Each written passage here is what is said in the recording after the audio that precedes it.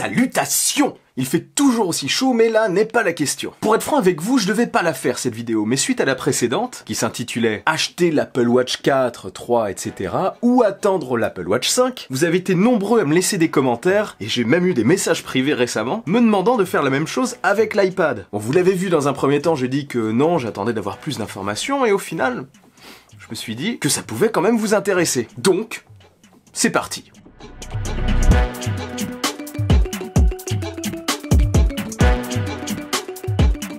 Là, normalement, je suis en vacances, donc on part vraiment sur une vidéo à la cool de chez Cool. Cool. Donc, déjà, à quoi pourrait ressembler l'iPad Pro de prochaine génération? Si je bouge comme ça dans tous les sens, je risque d'avoir très chaud avant la fin de la vidéo. Mais c'est pas grave. Donc, à quoi il pourrait ressembler et surtout, quand est-ce qu'il pourrait sortir? Comme je vous le disais, ça va être que des suppositions au moment où je tourne cette vidéo, parce qu'il n'y a pas de fuite en fait. Et comme vous le savez, si vous suivez la chaîne depuis un certain temps, j'adore ça. J'adore vraiment me projeter. Donc c'est parti, allons-y, projetons-nous.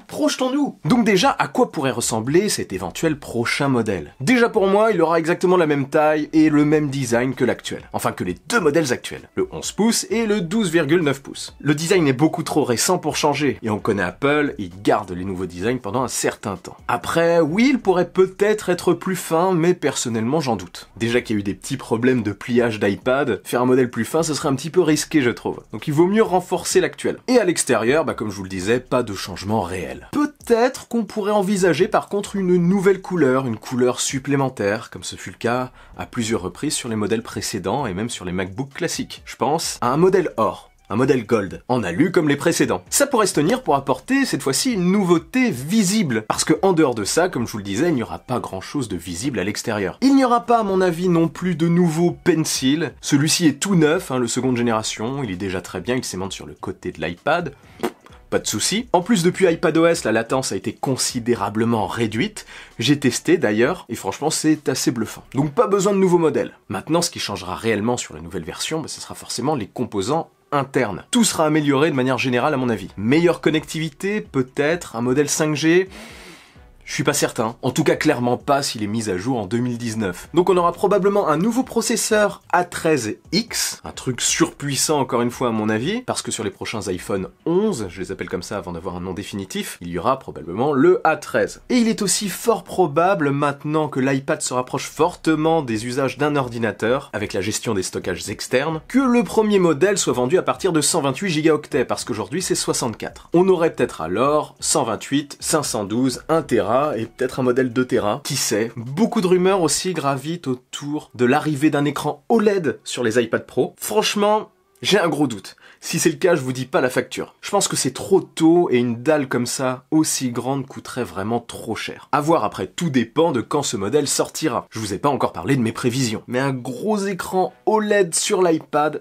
Je sais pas si ce sera pour cette prochaine version. À moins bien sûr qu'ils les mettent à un prix exorbitant et qu'ils laissent celui-ci au tarif actuel. Et encore j'en doute, à mon avis tout le monde achèterait le modèle actuel. Donc voilà, en gros, s'il y a de l'OLED, les prix vont exploser, ils vont totalement flamber. S'il n'y en a pas, par contre, les tarifs devraient rester relativement proches. Donc entre 900 et 2000 € suivant les modèles. Oui, 2000 €, c'est le 12,9 pouces en 1 Teraoctet de stockage. Perso, j'en ai pas besoin, je sais pas qui a besoin de ça, mais pourquoi pas. Donc voilà, entre 900 et 2000 € suivant la taille des modèles et leurs options de stockage. Du coup voilà, maintenant qu'on a dit ça, quelle date? Donc là, je vais en surprendre peut-être certains, mais je ne pense pas qu'il y aura de nouvel iPad Pro en 2019. C'est possible bien sûr, peut-être une mise à jour mineure, mais perso j'en doute. Ce qui me fait douter, c'est d'abord l'arrivée d'iPadOS. Les modèles actuels sont déjà excellents, très puissants, ils font déjà tourner la bêta d'iPadOS à merveille, il n'y a aucun souci. Et je pense que finalement, la véritable nouveauté pour les iPads cette année, c'est iPadOS. Cet OS que je trouve merveilleux, franchement, depuis que je le teste, c'est du pur bonheur, toutes les nouveautés apportées sont vraiment excellentes, c'est tout ce qui manquait à l'iPad Pro, à tel point qu'aujourd'hui j'ai du mal à voir ce qui lui manque réellement. Après oui, bien sûr, on peut toujours l'améliorer, on peut améliorer son autonomie, la qualité de ses photos, sa puissance, un écran OLED à terme, je pense pas pour tout de suite, mais franchement, en l'état, il est déjà excellent. Donc en gros, moi, pour la date de sortie du nouveau modèle, eh bien, je vois ça plutôt en 2020, peut-être le premier ou le deuxième trimestre. Si c'est au deuxième trimestre, ça sera probablement pendant la WWDC 2020,